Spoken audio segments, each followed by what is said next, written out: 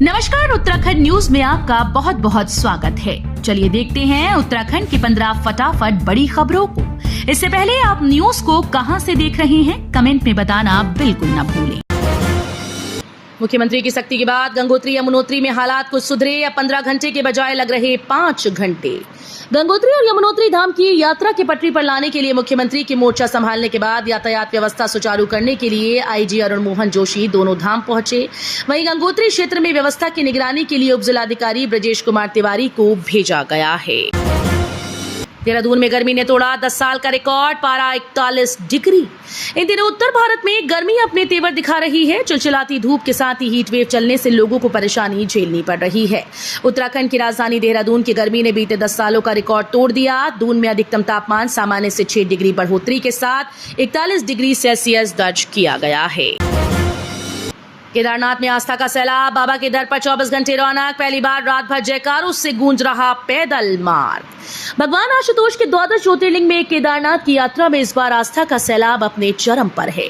कपाटोद्घाटन से लेकर पहले सप्ताह में यात्रा कई रिकॉर्ड बना चुकी है। वहीं पहली बार यात्रा में गौरीकुंड केदारनाथ पैदल मार्ग पर 24 घंटे आवाजाही हो रही है।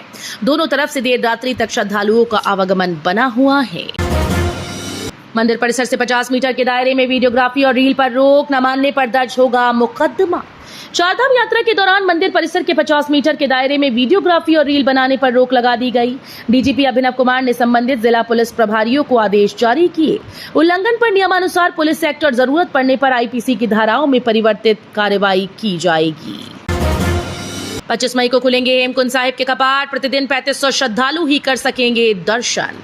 हेमकुंड साहिब के कपाट इस वर्ष आगामी 25 मई को खुलने जा रहे हैं। इसके चलते राज्य सरकार, जिला प्रशासन और गुरुद्वारा प्रबंधन ने जमीनी हालात को देखते हुए प्रतिदिन श्रद्धालुओं के पहुंचने की सीमा तय की।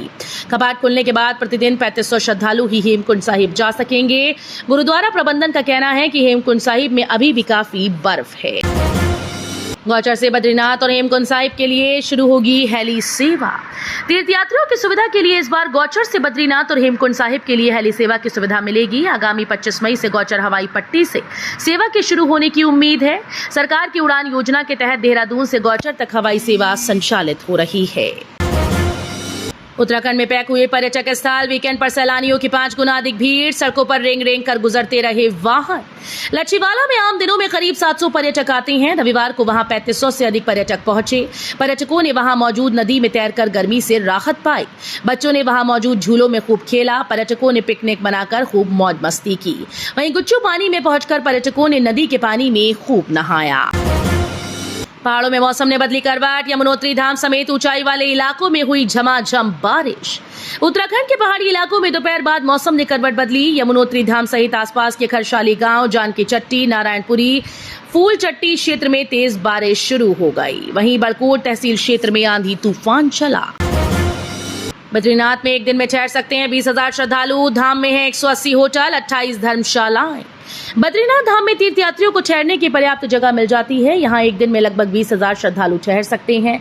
यहाँ होम स्टे नहीं है, लेकिन 180 छोटे बड़े होटल और 28 धर्मशालाएं हैं। बद्रीनाथ धाम में वातानुकूलित होटल भी हैं, जिनका एक दिन का किराया 38,000 रुपए है, जबकि अन्य होटल्स में 1,000 से लेकर 5,000 तक किराए पर कमरा मिल जाता है। खूबसूरत वादियों का दीदार करने को हो जाएं तैयार। 1 जून से पर्यटकों के लिए खुलेगी फूलों की घाटी। विश्व प्रसिद्ध फूलों की घाटी पर्यटकों के लिए इस वर्ष 1 जून को खोल दी जाएगी। नंदा देवी राष्ट्रीय वन प्रभाग इन दिनों घाटी में पर्यटकों के स्वागत की तैयारियों में जुटा है। यमुनोत्री में गुजरात और महाराष्ट्र के 2 और श्रद्धालुओं की मौत। यात्रा में अब तक 17 की गई जान। गंगोत्री व यमुनोत्री धाम की यात्रा के दौरान अब तक 14 श्रद्धालुओं की मौत हो चुकी है। वहीं बद्रीनाथ धाम में भी 3 यात्रियों की मौत हुई थी। ऐसे में 4 धाम यात्रा के दौरान अब तक 17 श्रद्धालुओं की जान जा चुकी है। उत्तराखंड में पहली बार दिखा चाइनीज पॉन्ड हेरॉन पक्षी। फोटोग्राफर किरण ने कैमरे में किया कैद। आमतौर पर पूर्वोत्तर के राज्यों में दिखाई देने वाला पक्षी चाइनीज पॉन्ड हेरॉन पहली बार उत्तराखंड में देखा गया। ये दावा कोटद्वार के जौनपुर निवासी बर्ड फोटोग्राफर किरण बिष्ट ने किया है। बड़ेथी में शराब की दुकान खुलने पर महिलाओं ने जताया विरोध, जमकर किया हंगामा। उत्तरकाशी के बड़ेथी में शराब की दुकान खुलने पर गांव की महिलाओं ने विरोध जताया। रविवार को महिलाओं ने जमकर हंगामा किया।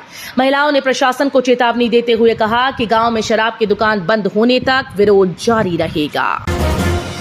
कालाढूंगी मार्ग पर हादसा, दिल्ली के पर्यटकों से भरा टेम्पो ट्रैवलर पलटा, कई गंभीर घायल।